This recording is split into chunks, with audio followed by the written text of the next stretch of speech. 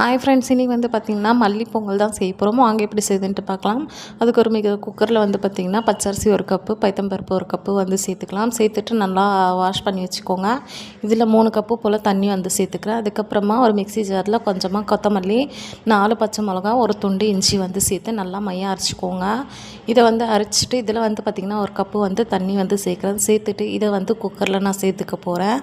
சேர்த்துட்டு அதுக்கப்புறமா வந்து பார்த்திங்கன்னா இதுக்கு தேவையான அளவு உப்பு, ஒரு 1 ஸ்பூன் போல் வந்து நெய் வந்து விட்டு குக்கரை வந்து மூடி போட்டு ஒரு 4 விசில் போல் விட்டுக்க போகிறேன். 4 விசில் விட்டு எடுத்துட்டு அதுக்கப்புறமா வந்து பார்த்திங்கன்னா ப்ரெஷர் எல்லாம் போனதுக்கப்புறமா குக்கரை ஓப்பன் பண்ணிவிட்டு இந்த மாதிரி நல்லா குழஞ்சி விட்டுட்டு அதுக்கப்புறமா வேறு ஒரு பாத்திரத்தில் வந்து பார்த்திங்கன்னா தாளிப்புக்காக நெய் வந்து சேர்த்துருக்கேன்.